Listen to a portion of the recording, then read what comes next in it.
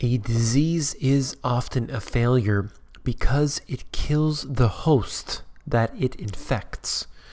And this is no different than what is happening today with the government structure as it decays the individual citizens. And today we will discuss unbelievable examples of blatant government waste. You came here for the truth, so let me unveil that for you. This is a very serious topic that I want to get into today because we can see how big government only has one thing in mind, and that is to become bigger and bigger. Let's look at this first. One very good example out of the Daily Mail. More than 2 million of Hillary Clinton's Twitter followers are fake or never tweet, and she's already under fire for buying fake Facebook fans. So before I give my opinion on this, I just wanted to share this one more point. 2 different online audit tools, they know more than 44% of Hillary's 3.6 million Twitter fans are real people who participate in the platform. Of course, these numbers could look at them either way. I just want to note the fact that the government is basically losing credibility, and we know that the elections are entirely fraudulent. It is all about who looks more presidential, who could look better up on the throne, not who has good policies or has this idea to make the government smaller. The government is never getting any smaller. They're not making any cutbacks. When they talk about cutbacks, in fact, what they're talking about is cutting back on the increases that they are about to receive. So if the budget was, let's say, an increase of $1 billion, they would say, no, we're going to cut back. But secretly, it's brought down, let's say, $100 million. And that's what they fight over. They have Democrats, they have Republicans, but they are in fact simply just one party. I'll go on to this. Hillary Clinton's campaign contributions. Look at these names. Do they sound familiar to you? JP Morgan, Goldman Sachs, Citigroup, Morgan Stanley, Lehman Brothers, Merrill Lynch. All of these here a few years ago, of course. And this is the financial industry and others basically bought and paid for these individuals that are going into becoming, whether it's in this example, Hillary Clinton wanted to become the president and of course will be running yet again. This is just what happens every single time. You have these individuals who don't really matter. They're puppets in the way of corporations and their desire to suck wealth from the individual citizen. So what happens is we set up a government structure that allows the alumni of these corporations to take hold on whether it's the Congress or the Senate or whatever it might be, and they are basically able to create laws that favor not the individual but the corporation. This has been going on for quite some time. It's happening today. I'll move on to this right here. This year's a new analysis of tax complexity from the National Taxpayers Union Foundation found some startling figures. $234 billion cost of the economy due to 6 billion lost hours of productivity. But check this out. $32 billion spent out of pocket to comply with America's insanely complicated tax system. Then you could go on to read the rest of these statistics.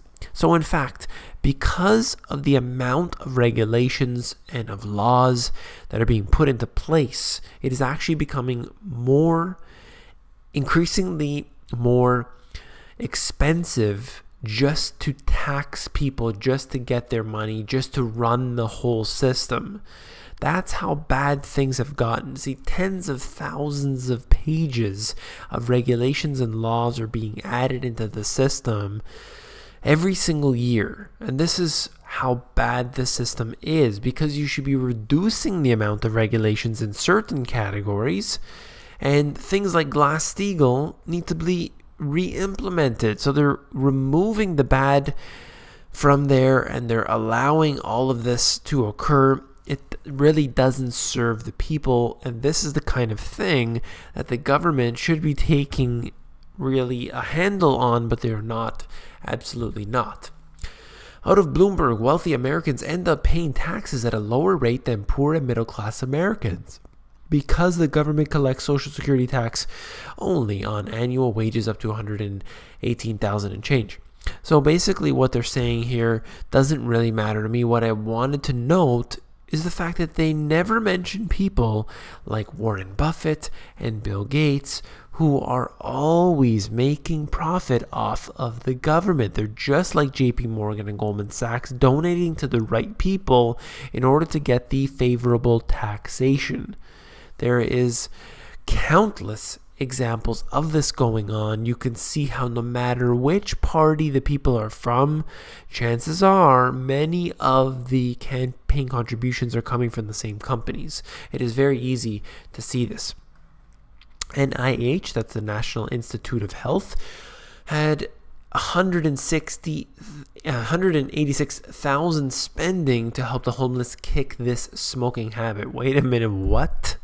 According to the grant, an estimated 2.3 to 3.5 million Americans experience homelessness each year, and 3/4 of them smoke cigarettes. So they spend $186,000 to study the way that they can stop the homeless from smoking. That's right. Nearly $200,000 was spent to try and figure out how to get them to stop smoking. This is unbelievable. It's incredible, the waste that takes place right now. If you want to see more examples of this, you can just go to a search engine and type in Waste Watch, and you could look for these different examples. But this is incredible. Something so frivolous considering how serious the economy is right now. And from my book, I talked about the moral hazard that is being created of why someone would work when they can get unemployment insurance for 99 weeks. Here's a simple example. If a job pays a worker $1,000 per week, but unemployment insurance will pay him $800, simple mathematics show that he's only going to get $200 per week. This reduces the incentive for people to get up and go to work. And that's exactly what's been happening today. This is just the problems that we are seeing because the government is just wasting money. Look how much waste is being created when they set up programs like this, when they should just be fixing the economy in the first place. Then you wouldn't need this much unemployment insurance. You would not need the amount of food stamps and all the abuse that goes along and the waste that goes along with it. U.S. prescription drug spending jumped 13% in 2014. I'll note this point from it and not really get into the article itself, but just wanted to get into this. U.S. spending on prescription drugs soared last year, driven up primarily by costly breakthrough medicines. And here it is, manufacturer price hikes. That's what I really wanted to read there. And a surge for millions of people newly insured during the Affordable Care Act. So Obamacare gets implemented, and all of a sudden, you have more money being spent on this because they're being forced into it. That was when they got that 5% GDP growth. Had nothing to do with the actual economy being stronger and all to do with the increased Obamacare expenditures.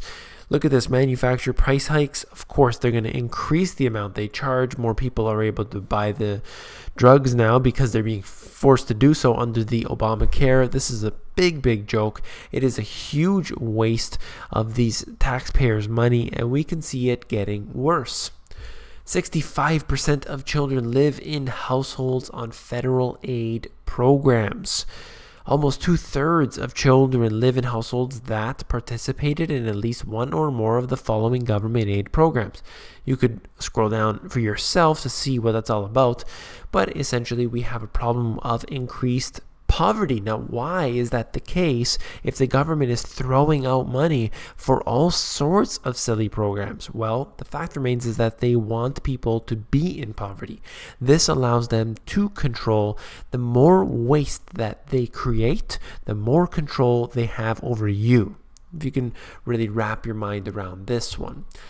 This is one thing that I want to really close off with, and that is 24% of teens go online almost constantly, facilitated by the widespread availability of smartphones.